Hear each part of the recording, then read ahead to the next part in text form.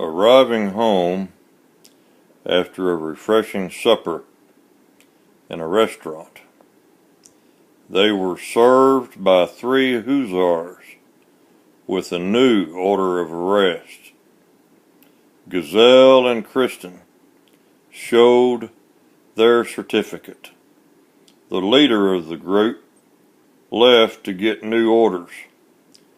When Gesell looked into his briefcase, he found that his more detailed elaboration of the proposed program of action was missing. When the officer returned, he held this document in his hand and declared that they were under arrest. Believing them dangerous conspirators, they were placed in solitary cells. Gesell, with his strong body and sunny humor, withstood the imprisonment better than did Dr. Kristen, whose health had been impaired by strenuous professional and social work. Many friends, educators, scientists, organizations of doctors and lawyers did everything to make prison life more bearable for them and shorten its duration. However, Dr. Kristen acquired in the gloomy, sunless cell a facial neuralgia of almost unbearable pain. After weeks of terrible suffering, Kristen was at last released on June 24th, while Gesell remained in prison until July 3rd. On that day, his case came up for trial. His speech of defense resulted in a complete acquittal.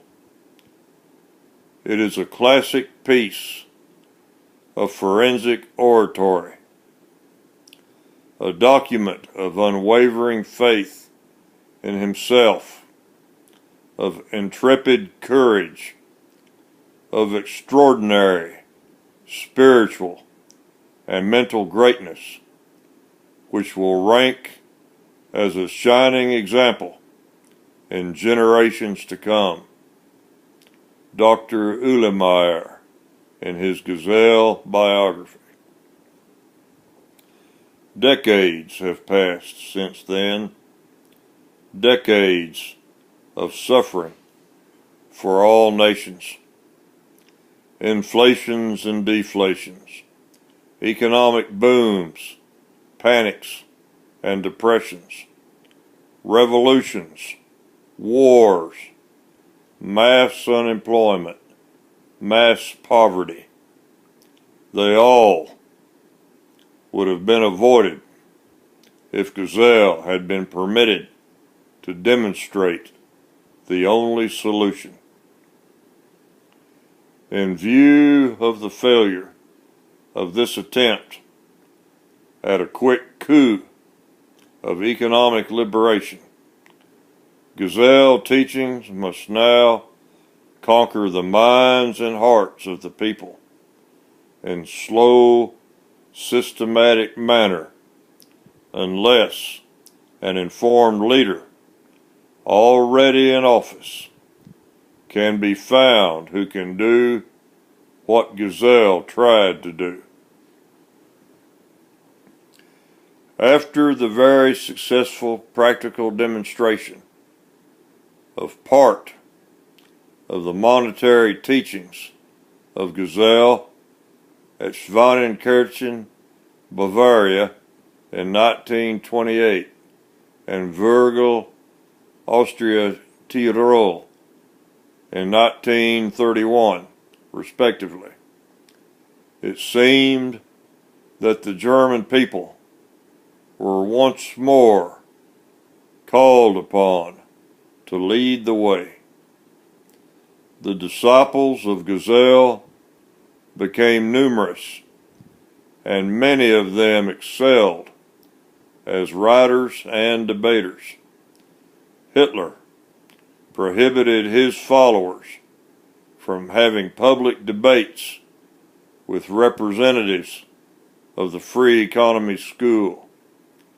He feared they would become imbued with the spirit and aims of this new economic teaching.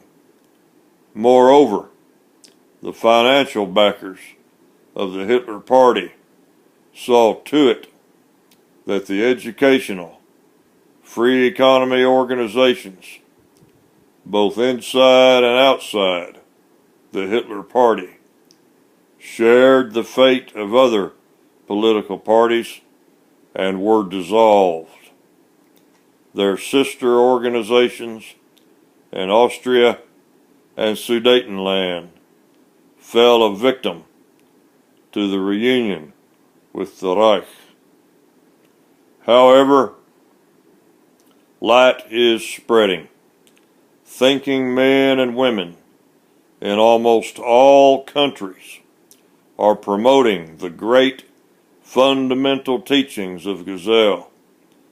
The free economic or neocratic teachings will yet lead to the establishment of the natural economic order by which unearned income, exploitation, unemployment, trade depressions, and poverty can be eliminated without communism, fascism, dictatorship, paternalism, and bureaucracy.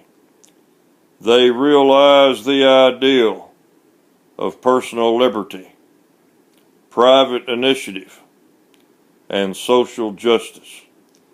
They make possible a rebirth of mankind and an epoch of permanent and ever-increasing glory.